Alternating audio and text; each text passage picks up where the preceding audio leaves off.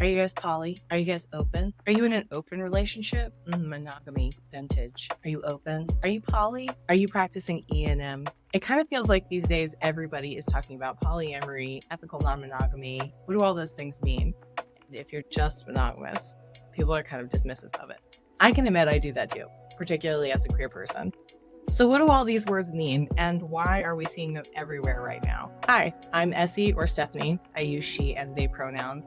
I'm a fat, mixed, queer, polyamorous, kinky, autistic person who loves to make educational videos and generally just yap about philosophy and privilege. Ethical non-monogamy and polyamory are words that we're hearing everywhere lately. And here's the thing about language. I can tell you what these words mean, what they mean to me, where I read them, what they meant in the book that I read them in. But the thing about language is that language is constantly changing. So I can give you what these words mean to me today, but I also want to acknowledge that language is constantly evolving faster than any video like this could ever keep up with it. Words mean things, but those things also change. So above labels, more than anything else, it's always so important, regardless of your relationship style, that you communicate your wants and needs and boundaries, whether that's monogamous, ethically non-monogamous, polyamorous, relationship anarchy. As long as you're communicating and you are open, clear, and direct, that is key to a healthy relationship style, regardless of what kind of relationship you have.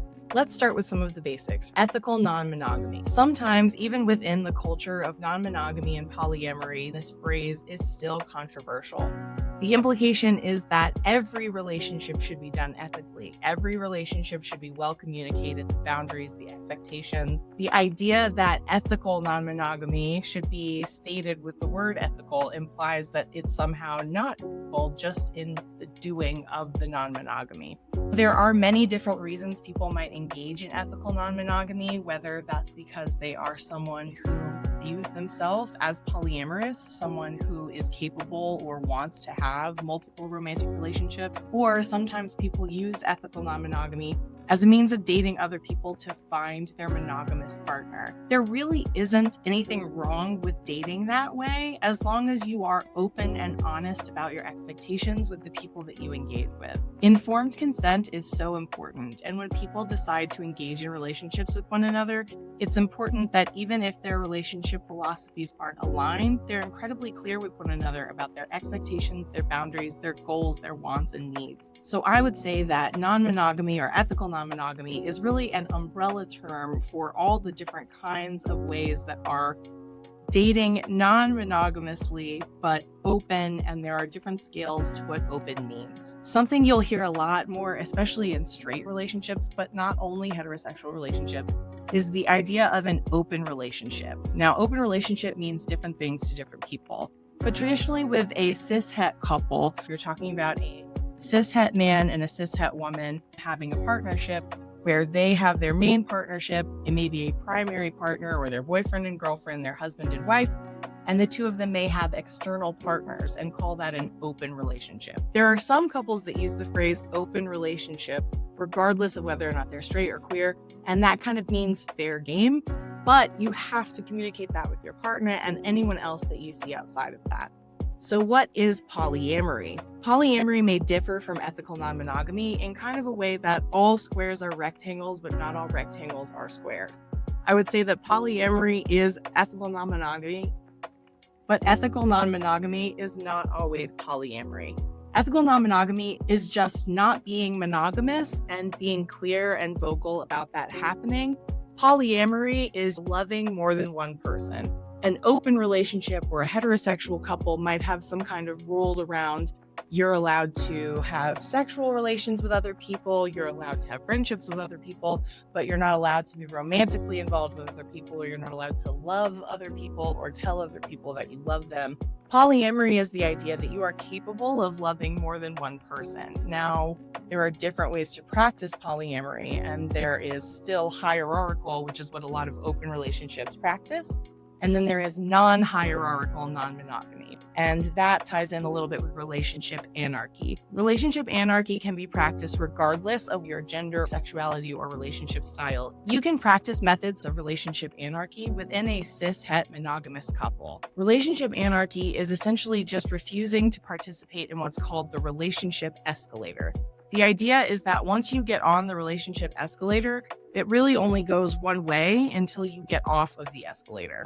So you're dating somebody, you might be seeing other people, then you get serious, then you move in together, then maybe you get married, then maybe you have a kid.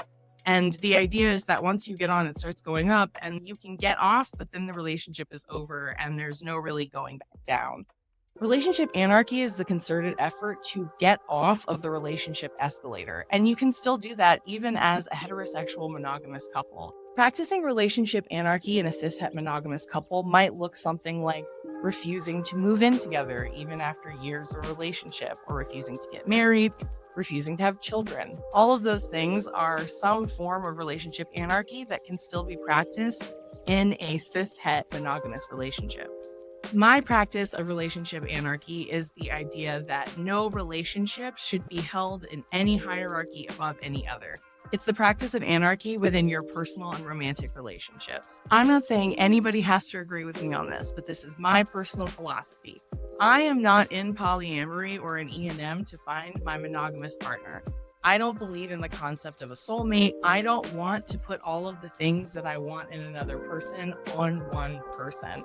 I seek to have a lot of deep romantic friendships, and some of those friendships are more physically intimate than others. I love this dynamic. This is what works for me as an autistic person, as a polyamorous person, as a queer person, a pansexual person, a kinky person. I would never want to try and put all of my wants and desires and my needs into one person. I think that's unfair. I think monogamy and hierarchical non-monogamy are inherently capitalistic.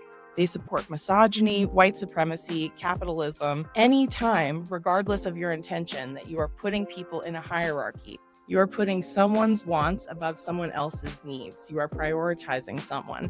And often that ends up leading to cishet white people being the people that are supported and people who are marginalized being left behind, particularly people who are queer or neurodivergent. I believe firmly that for me, polyamory is part of my sexual orientation, just as much as being queer, being agender, being pansexual. For many people, that's not the case. And I don't think any way is more correct than the other. The important part, regardless of your relationship style, is being open and honest with yourself and with your partners about your wants, needs, boundaries, and expectations. Practicing honest and open communication is the key to any healthy relationship, regardless of the style you practice. I hope you found this video informative and interesting. I appreciate you coming along with me on this journey. Of course, I have other videos that you can watch, and I hope you look out for more. I'm going to make more stuff like this, talking about relationships, identity, privilege, polyamory. This is kind of my bag. So stick around if you like. Of course, I would love for you to like, subscribe, follow, leave a comment, and there are other video choices below. Thank you so much for watching.